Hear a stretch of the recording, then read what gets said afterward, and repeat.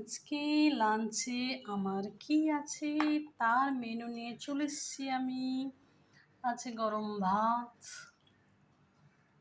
তার সাথে আছে একটা পাতলা কই মাছের ঝোল, ঝিঙে আলু,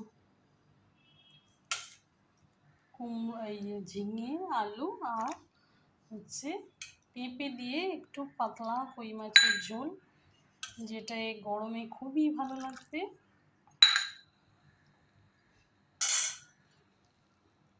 আর হচ্ছে কলমি শাক ভাজা, একটা পেঁয়াজ আর একটা লেবু।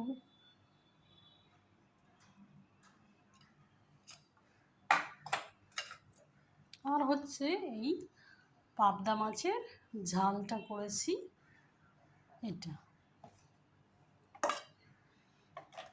তো আজকে লাঞ্চে হচ্ছে কই মাছের ঝোল, কলমি শাক ভাজা, লেবু, পেঁয়াজ আর হচ্ছে পাবদা মাছের ঝোল।